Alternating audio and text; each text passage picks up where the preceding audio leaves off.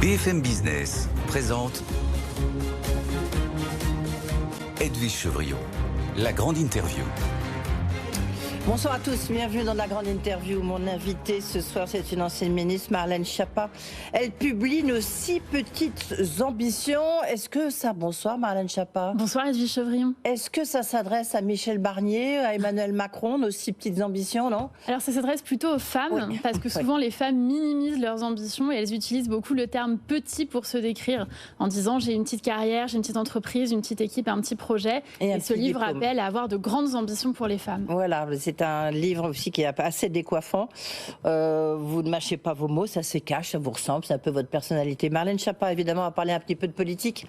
Lorsque vous voyez ce qui s'est passé déjà ce matin, entre hier soir et ce matin, le duel en télévision médiatique, télévisé, entre Didier Migaud et le Premier ministre de l'Intérieur, Bruno Retailleau, ou encore ce matin, Antoine Armand, le nouveau ministre de l'Économie et des Finances, qui a parlé de l'arc républicain qui n'allait pas jusqu'au Rassemblement national et qui a été tout de suite recadré par Michel Barnier.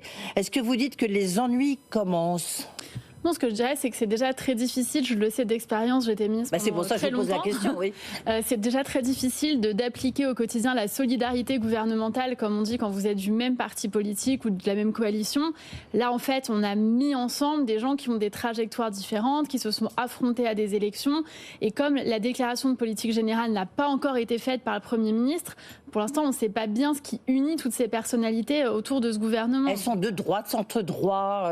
Voilà, c'est ça, il y a quand même un corpus idéologique quand même. Ah, vous avez Didier Migaud, il est divers gauche, oui, il était socialiste dans un passé récent. Vous avez des gens qui viennent aussi de La République En Marche ou Renaissance En Marche de l'époque. Ou Ensemble pour la République, maintenant, ça a déjà changé 3 fois. Voilà, exactement, plusieurs fois. Des gens comme Astrid Panosyan qui avaient émis de fortes réserves sur la loi immigration, par exemple, qui est aujourd'hui ministre du Travail, qui est quelqu'un de très engagé. Mais du coup, c'est vrai qu'il y a des lignes qui ne sont pas forcément identiques entre les différents ministres. Donc il y a une secrétaire d'État qui est chargée de la coordination gouvernementale. Marie-Claire Carrère-Gilles, elle va avoir un job. Je ne sais pas où elle était aujourd'hui, mais enfin, je pense on lui souhaite de grandes ambitions. Oui, on lui souhaite de grandes ambitions à elle. Est-ce que pour vous, l'arc républicain, il s'arrête où? Est-ce qu'il va jusqu'au bout? Est-ce qu'il s'arrête avant le Rassemblement national? Alors moi, j'ai jamais utilisé l'expression arc républicain. Je déteste cette expression et je considère que c'est pas en ostracisant les électeurs du Rassemblement national qu'on arrive à leur parler. D'ailleurs, je me suis beaucoup exprimée là-dessus en disant qu'il fallait parler à tout le monde, dans tous les médias, à tous les citoyens. Moi, je suis allée autant à la Convention Valeurs Actuelles qu'aux universités d'été de la France Insoumise pour parler, débattre, etc.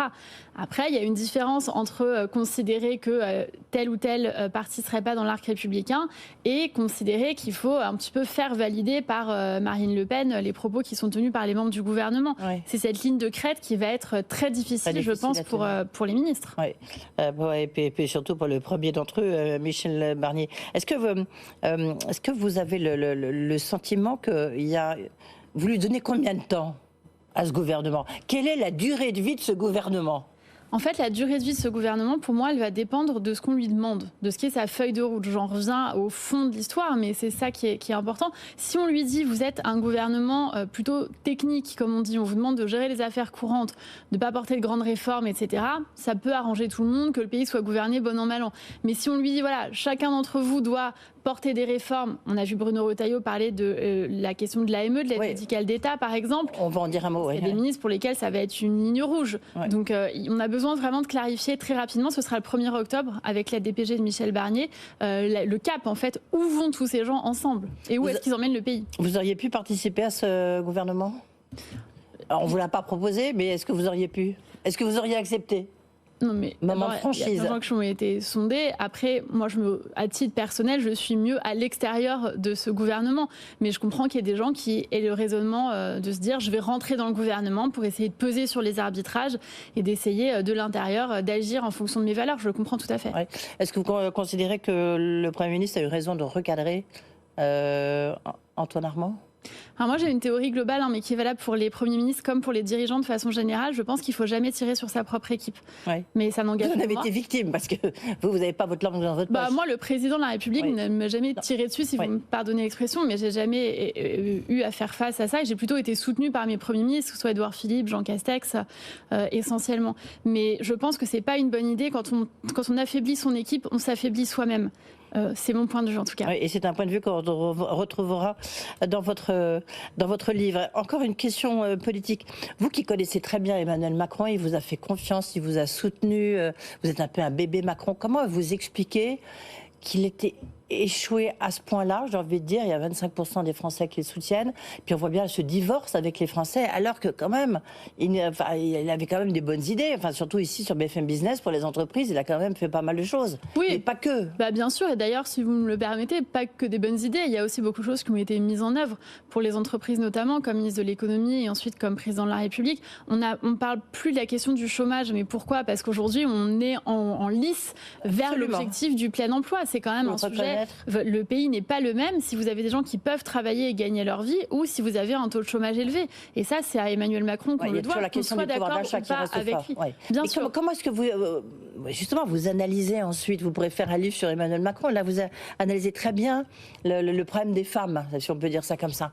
Notamment pourquoi les femmes, on ne les voit pas plus à la tête d'entreprise. Absolument. Mais Emmanuel Macron, pourquoi ça a échoué ? Pourquoi ça n'a pas marché ? Pourquoi ce divorce ? Moi, d'abord, je dirais pas que ça a échoué. On paye les musiciens à la fin du bal, comme on dit au village.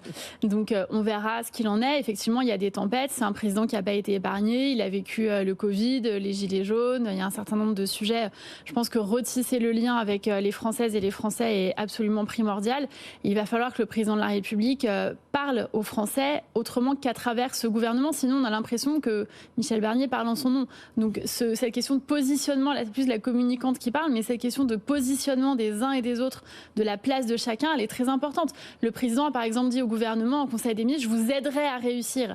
Le choix des mots est important parce qu'il n'a pas dit je vais réussir avec vous, nous allons réussir ensemble. Il a dit je vous aiderai, ça veut dire vous c'est vous, moi c'est moi, et je veux bien vous aider, nouveau, ça, mais chacun à sa place, voilà, pour citer les grands auteurs. C'est un problème de gouvernance pour vous, c'est quelqu'un qui s'est un peu trop enfermé dans sa tour d'ivoire avec Alexis Kohler et qui a pensé qu'on pouvait diriger la France à deux. Non, mais moi je veux pas, c'est facile, je sais, de blâmer Alexis Kohler, qui se retrouve, le pauvre, alors qu'il travaille jour et nuit, à cristalliser tout ce dont on estime que ça ne va pas dans le pays. Comme tout remonter, y compris la moindre nomination, remonter à eux. Et à surtout Alexis Kohler. Oui, c'est vrai, mais il y a un sujet de positionnement de chacun, comme je disais. Ouais. Donc, on verra comment Matignon arrive à prendre de l'espace et comment les ministres avancent. Il y a beaucoup de ministres qui ont été nommés qui sont discrets. Il y en a d'autres qui sont des personnalités plutôt fortes. Il n'y en a pas d'aussi fortes que vous. Bon, je suis plutôt créditée à une forte personnalité. Je ne sais pas si c'est une qualité ou un défaut. Venant de moi, c'est plutôt une qualité, c'est plutôt forcément. Une qualité, très bien. Non, mais vous avez aussi des ministres comme Guillaume Kasbarian, comme Maud Bréjon, qui sont des gens, Marc Ferracci, qui ont une personnalité, une compétence aussi dans leur demain. Sujet. Absolument. Mais écoutez, on le salue et on regardera demain. Donc, on verra ce que ces ministres-là ont apporté. C'est un remaniement, vous pensez, ou c'est un nouveau gouvernement ? C'est un nouveau gouvernement. Il y a beaucoup de macronistes, vous êtes d'accord ? Pas tant que ça, en fait. Mais si vous regardez... Laurent Saint-Martin, la ministre du Travail, la ministre de l'Éducation nationale, je peux continuer encore ma liste en disant... vous avez pas mal de députés, en fait, en réalité, c'est vrai. Et moi, ce que j'observe, c'est que c'est un gouvernement, à mon goût personnel. Je pense que ce qui manque dans ce gouvernement, c'est un peu des activistes. C'est-à-dire, traditionnellement, dans les gouvernements, vous avez toujours des gens qui viennent de la société civile, manque des activistes, mais qui ne sont pas des techniciens. Là, vous n'avez aucun représentant du monde associatif. Vous n'avez pas de président d'une grande association, vous n'avez pas d'activiste, vous n'avez pas quelqu'un qui s'est fait connaître pour son engagement, son attachement à une cause. Les gens qui viennent de la société civile sont plutôt techniques, donc ça donne déjà une coloration à ce gouvernement. Oui, c'est vrai que c'est un gouvernement en fait où il n'y a pas de très très forte personnalité, il n'y a pas d'activistes et il n'y a personne de la société civile, alors qu'on pensait que ce serait peut-être une voie de secours pour Michel Barnier. Je ne sais pas, on parlait du président de Jean-Dominique Sénard, du président de Renault, mais de d'autres personnalités venant justement du monde de l'entreprise ou des associations ou du monde syndical. Exactement, vous avez deux personnalités de la société civile. Didier Migaud, mais bon, il est moitié société civile parce qu'il était élu avant. Laurent Saint-Martin, qu'on apprécie beaucoup, mais il a été parlementaire. Voilà, il est élu, il n'est pas tout à fait. C'est un faux société civile, on va dire. Pas compliment dans ma bouche. Et vous avez Clara Chapaz, qui était directrice générale de la French Tech, qui elle n'est pas politique, qui hérite d'un secrétariat d'État à l'intelligence artificielle et au numérique. C'est tout. C'est vrai qu'il n'y a pas de représentant non plus du monde de l'entreprise, pas de grand patron. Il y a un phénomène que vous décrivez dans votre livre. Je vais en parler tout à l'heure parce que ça m'a interloqué. C'est ce que vous appelez le phénomène des boys club. Oui, absolument. Le boys club, en fait, vous dites, c'est une des raisons pour lesquelles les femmes ont du mal à réussir, parce que, par exemple, vous l'avez senti, ils adorent tous le foot, donc ils se retrouvaient tous en train de jouer au foot dans les vestiaires, et d'en parler dans les vestiaires, etc. Ah, histoire vraie. Oui, histoire vraie, boys club au gouvernement. Vous allez raconter mieux que moi. D'abord, qu'est-ce qu'un boys club? Et je sais, il y a beaucoup de dirigeants qui vous regardent, Edwige, et donc je les invite à inviter des femmes dans leur boys club. Oui, dans le vestiaire, c'est compliqué, quoi. Exactement. Alors, un boys club, en gros, c'est un réseau un peu informel avec des hommes qui ont du pouvoir et qui se retrouvent entre eux. Par exemple, au gouvernement, il y avait le foot du mardi soir à Bercy. Et j'ai fait la remarque en disant, mais en fait, vous jouez entre hommes du gouvernement, donc nous, les femmes, nous en sommes exclus. Ça veut dire que vous avez un temps privilégié, un temps informel autour du Premier ministre, et autour de ce temps informel, vous pouvez nouer des alliances, partager vos projets, etc. Les réseaux. Bien sûr, donc tous les clubs de cigares, les soirées golf ou les sorties qui sont un petit peu connotées, dans lesquelles on n'invite pas les femmes, ça tourne vite au boys club. Et ça peut être simplement de dire, on va prendre un after work de 19h à 21h au bar en face du bureau, et pendant ce temps, on n'invite pas les femmes à ce verre, et donc elles sont exclues de fait de ce réseau informel. Et on sait très bien que beaucoup de promotions, beaucoup de décisions se prennent aussi en informel. Ouais, et ça existe beaucoup dans les entreprises aussi. Bien sûr. Il n'y a pas qu'en politique. Alors, prioritairement, je dirais, dans les entreprises. Et d'ailleurs, c'est ce qu'on voit aussi dans les choix d'activités, par exemple dans les séminaires d'entreprise. Moi, j'accompagne beaucoup de dirigeantes aujourd'hui chez Tilder, l'agence dont je suis associée. On a beaucoup de dirigeantes qui nous disent qu'elles se sentent un peu exclues des activités de séminaire quand vous avez dégustation de whisky ou de cigares ou rugby, des activités qui sont connotées et pour lesquelles les dirigeants se reconnaissent et excluent de fait les femmes. Alors dans votre livre, Nos 6 petites ambitions, et c'est pour une révolution de la réussite des femmes, et c'est publié aux éditions de l'Aube, excellente édition, maison d'édition.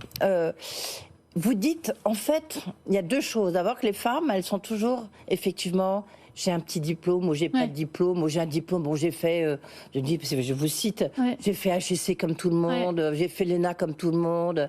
Enfin, elles sont toujours en train de rabaisser. Absolument. Et elles sont toujours dans l'autocensure. Expliquez-nous pourquoi vous dites ça. Mais ça m'a choqué, en fait, une dirigeante qui est une grande dirigeante, très brillante par ailleurs, et qui m'a dit, non, mon parcours n'a rien d'intéressant, j'ai fait HEC comme tout le monde. Et je l'ai reprise en disant, mais non, tout le monde n'a pas fait HEC. Et il me semble pas qu'un homme parle de lui comme ça. Moi, j'ai observé, ça fait 20 ans que je travaille dans les questions d'égalité femmes-hommes, j'ai observé quand un homme se présente, il le fait très souvent, il y a des exceptions, mais souvent avec assertivité, affirmation. Et les femmes se minimisent elles-mêmes, se dénigrent, vont dire mes études, j'ai rien fait spécial, je suis plutôt bonne élève, j'ai eu des résultats, bon, pas incroyables, mais quand même des bons résultats, j'ai une petite équipe. Et moi, j'essaye de dire dans ce livre, arrêtez de vous dénigrer vous-même, parlez de vous avec fierté, et vous allez voir qu'on ne dira pas que vous êtes arrogante. Vantez vos propres résultats, personne ne le fera pour vous. Et ça s'appelle le syndrome de Cendrillon, ou syndrome de la bonne élève. On fait très bien le ménage, en gros, on fait très bien ses tâches et on attend que quelqu'un vienne nous dire bravo, félicitations, viens dans mon château. Mais non, personne va revendiquer pour vous vos réussites. Et puis il y a le syndrome de la schtroumpfette. Oui, absolument. Les schtroumpfs, on connaît bien. Mais oui, la schtroumpfette. Mais il n'y a qu'une schtroumpf. Exactement, c'est-à-dire qu'il y a plein de schtroumpfs. Vous avez schtroumpf prof, schtroumpf grognon, schtroumpf grand schtroumpf, et il y a une seule schtroumpfette. Donc ça veut dire qu'en gros, c'est elle qui représente toute seule toutes les femmes. Et ça, c'est ce qu'on voit dans les équipes quand on vous dit, par exemple, non mais moi, dans mon équipe, vous inquiétez pas, j'ai déjà une femme. N'est-ce pas, Fabienne, vous êtes une femme, etc. Et on va dire, vous avez une seule femme. J'ai vécu ça il y a très peu de temps. Voilà, je ne suis pas étonnée. Donc en fait, il faut arrêter de penser qu'une femme toute seule représente 52% de l'humanité. Les femmes sont tout aussi plurielles que le sont les hommes. Oui et non. Enfin, pluriel, oui, dans le sens où elles sont 52% de l'humanité, donc à la limite, c'est vrai plutôt l'inverse. Enfin, plus sérieusement. Non, c'est que souvent, les femmes, il n'y a pas de solidarité féminine. Enfin, c'est assez rare. Mais c'est vrai. Comment vous expliquez ça ? Justement, grâce à ce syndrome, par ce syndrome de la schtroumpfette qu'on appelle aussi reine des abeilles, c'est-à-dire qu'on ne va pas se mentir, c'est assez valorisant d'être la seule femme. C'est pas parce qu'on est une femme qu'on est intrinsèquement pleine de sororité, de bons sentiments et qu'on n'a pas de stratégie de carrière. Donc il y a aussi des femmes qui se disent, en fait, c'est un peu ma valeur ajoutée quelque part d'être une femme. Pourquoi j'aiderais les autres ? Et des femmes aussi qui se disent, moi j'ai réussi à une époque où il n'y avait pas de quotas, j'ai réussi malgré le sexisme, les embûches, pourquoi est-ce que je faciliterais le chemin aux autres ? Donc moi j'essaye de me battre pour ça et de dire qu'on peut faire des actions de solidarité les unes avec les autres, comme les hommes savent très bien le faire entre eux, même quand ils sont en désaccord. Alors vous faites un constat encourageant, on le voit bien, il y a des femmes, il y a toujours les 3 femmes du CAC 40 dont on parle tout le temps, que ce soit Estelle Brachlianoff, Christelle Edman ou encore Catherine McGregor. c'est des entreprises où l'État joue, sauf pour Veolia en l'occurrence. Mais les autres, que ce soit pour Engie ou encore Orange, on voit bien que c'est l'État qui a poussé pour ça. Bon, ça bouge un peu. En même temps, vous travaillez sur le Next 40, mais Next 40, ça peut être aussi le Next SBF, enfin, je veux dire, au sens large du terme. Vous leur dites quoi aux jeunes générations? Derrière vous? Exactement. Il y a 3 femmes aujourd'hui. Il y a 18 ans, elles étaient 2. Donc, ça veut dire qu'on progresse quand même très lentement. Donc, moi, j'ai monté une ONG que je préside qui s'appelle Active. Et avec Active, j'ai créé le Next Women 40. Pour dire, quand on nous dit, il n'y a pas de femmes patronnes du CAC 40 parce qu'on n'en a pas trouvé, je leur dis, vous mentez. Si vous cherchez des femmes à nommer à des postes de dirigeantes, vous en trouverez. Donc comme nous, on en connaît plein et j'en ai plein autour de moi, j'ai envie justement de faire preuve de sororité, de les mettre en avant et donc nous sommes en train de lancer le Next Women 40 avec une liste qui va être établie par un jury de toutes les femmes dirigeantes en France qui peuvent devenir patronnes du CAC 40 demain. Et vous allez distribuer ça à toutes les entreprises en leur disant, tiens, le premier qui dit ça, hop, je lui envoie ma liste. Absolument. D'abord, on est placé sous le haut patronage du président de la République. Donc, on espère que pour les nominations qui dépendent de l'État ou dans lesquelles l'État est engagé, il y aura un progrès de féminisation, d'une part. Et d'autre part, oui, pour les fonds d'investissement, les actionnaires, les présidents, on va faire connaître ces femmes, les soutenir, les aider, y compris vis-à-vis des médias, parce que parfois, elles rechignent à être visibles pour qu'elles puissent être nommées bientôt. L'autre jour, vous savez, il y avait le grand show mercredi dernier, le grand show de Xavier Niel, comment devenir milliardaire. Donc, je dois reconnaître que j'y étais. Je trouvais ça quand même assez amusant comme spectacle et intéressant. Et il disait, mais moi j'ai quand même un problème, c'est que je regarde devant moi, ils étaient 2000 à tous, des groupies. Quasiment que des hommes. Bah oui, mais 80% des tâches éducatives et ménagères sont accomplies par les femmes. Les femmes, entre 18h et 21h, elles ne sont pas en train d'écouter Xavier Niel. Non. Elles sont en train d'accomplir ces tâches. Ou alors de finir. Oui, mais ça veut dire dans la French Tech, il y a un vrai problème. C'est qu'il dit, mais moi, j'embauche tout de suite une femme. On n'a pas de femme dans la French Tech. Et bah, la preuve, la dirigeante, la DG de la French Tech, qui vient d'être nommée secrétaire d'État. Vous avez Caroline Winter, qui est la dirigeante de la French Tech New York, qui est entre New York et Paris. Vous avez plein de femmes start-upeuses, la créatrice de Liv, une start-up sur l'endométriose. C'est compliqué quand vous n'êtes pas une femme de lever des fonds, vous le savez bien. Et alors d'abord, 5%, je crois. Mais complètement, le collectif Sista a démontré ça très bien. Effectivement, les femmes sont moins financées. Et je dirais que les sujets portés par les femmes ont moins d'attention. Je parlais de Liv, une start-up sur l'endométriose. Elle a moins d'intérêt les hommes sont moins concernés. Exactement. Et s'ils le sont indirectement. Ils le sont indirectement, mais ils ne vivent pas ça dans leur chair. Et quand vous avez des start-up sur les questions du care, sur la beauty tech, etc., vous avez une discrimination, non pas des porteuses de projets, mais aussi des sujets qu'elles portent. Oui, ça c'est clair. En tous les cas, petit livre, mais assez décapant. Nos 6 petites ambitions pour une révolution de la réussite des femmes, donc aux éditions de l'Aube, je le disais. Merci beaucoup, Marlène Schiappa. En tous les cas, on a un gouvernement qui est quasiment en parité, et même un tout petit peu plus de femmes. Voilà. Un peu plus d'hommes au ministère régalien. Mais comme toujours. On compte sur les femmes pour donner de la voix.